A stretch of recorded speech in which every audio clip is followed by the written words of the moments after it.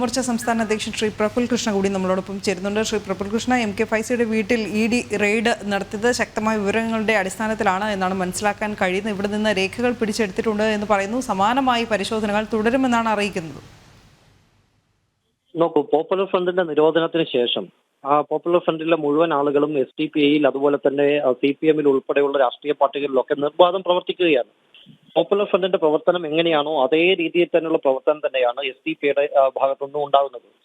രാജ്യത്തെ വിഘടിപ്പിക്കാൻ അല്ലെങ്കിൽ ഛിന്നഭിന്നമാക്കാനുള്ള എല്ലാ പ്രവർത്തനങ്ങൾക്കും നേതൃത്വം കൊടുക്കുന്നവരാണ് SDPIയുടെ ആളുകൾ. അത് രാഷ്ട്രീയ പാർട്ടിയുടെ സ്വരൂപമുണ്ട് എന്ന് മാത്രമേ ഉള്ളൂ. അപ്പോ ഈ SDPIയുടെ നേതാക്കന്മാരുടെ സാമ്പത്തിക സ്രോതസ്സുകളെ പറ്റിയിട്ട് വളരെ ഗുരുതരമായിട്ടുള്ള വിവരങ്ങൾ എല്ലാവർക്കും അറിയാം. പക്ഷെ ഫലപ്രദമായിട്ട് ഒരു ഇടപെടലുകളും സംസ്ഥാന സർക്കാരിന്റെ ഭാഗത്തുനിന്ന് ഉണ്ടാകുന്നില്ല. ആകെ ഇടപെടലുകൾ ഉണ്ടാകുന്നത് കേന്ദ്ര സർക്കാരിന്റെ ഭാഗത്തു നിന്ന് മാത്രമാണ്. കേന്ദ്ര സർക്കാരിന്റെ ഇടപെടലുകൾ ഉണ്ടാകുന്ന സമയത്ത് മാത്രമാണ് ഇത്തരം ആളുകൾക്കെതിരെ നടപടിയെടുക്കുന്നത്. SDPIയുടെ നേതൃത്വത്തിൽ വലിയ ഒരു ജാഥ സംഘടിപ്പിച്ചിരിക്കുകയാണ് കേരളത്തിൽ. നൂറുകണക്കിന് ആളുകളാണ് ആ യാത്രകളിൽ പങ്കെടുക്കുന്നത്. എല്ലാവരും തീവ്രവാദ സ്വഭാവമുള്ള ആളുകളാണ്. ഇപ്പൊ കേരള ഗവൺമെന്റ് എല്ലാവിധത്തിലുള്ള പൂർണ്ണമായിട്ടുള്ള സപ്പോർട്ടും കൊടുത്തുകൊണ്ടാണ് ഇത്തരത്തിൽ ആളുകൾ വളർന്നു വന്നുകൊണ്ടിരിക്കുന്നത്. കാരണം SDPIയുടെ നേതാക്കന്മാർ, നമുക്കറിയാം, കേരളത്തിന്റെ പോലീസിനകത്ത് പോലും ഇത്തരത്തിൽ പോപ്പുലർ ഫ്രണ്ടിന്റെയും SDPIക്കും സ്വാധീനമുള്ള ആളുകളുണ്ട്.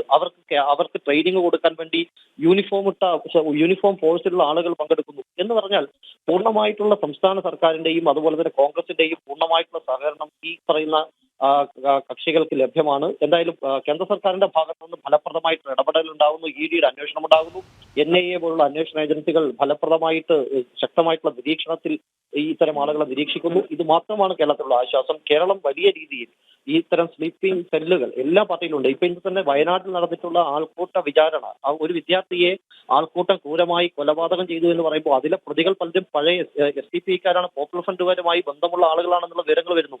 അപ്പോൾ ഇവിടെ എന്ത് തരത്തിലുള്ള പ്രവർത്തനം നടന്നാലും അതിന്റെ പിന്നിലെല്ലാം തന്നെ ഇത്തരത്തിലുള്ള ആളുകളുണ്ട്. ഇപ്പോൾ പോപ്പുലർ ഫ്രണ്ടിന്റെ നിരവധിയായിട്ടുള്ള ആളുകൾ CPM അതുപോലെ കോൺഗ്രസിലൊക്കെ ചേക്കേറിയിരിക്കുന്നു. അല്ലെങ്കിൽ അവരെ മുസ്ലിം ലീഗ് പോലും സ്വാഗതം ചെയ്ത കാഴ്ച നമ്മൾ കണ്ടതാണ്. പോപ്പുലർ ഫ്രണ്ടിന്റെ ആളുകൾക്ക് മുസ്ലിം ലീഗിലേക്ക് സ്വാഗതം എന്ന് പറഞ്ഞാൽ കേരളത്തിലെ ഇത്തരത്തിലുള്ള രാഷ്ട്രീയ പാർട്ടികളിൽ ഇത്തരം ആളുകൾ കയറിയിട്ടുണ്ട്. അപ്പോൾ അവരെ കുറിച്ചുകൂടി ഫലപ്രദമായിട്ടുള്ള കൃത്യമായിട്ടുള്ള അന്വേഷണം നടക്കണമെന്നാണ് ഈ അവസരത്തിൽ ആവശ്യപ്പെടാനുള്ളത്. വളരെയധികം നന്ദി ശ്രീ പ്രഫുൽ കൃഷ്ണ പ്രതികരിച്ചതിന്.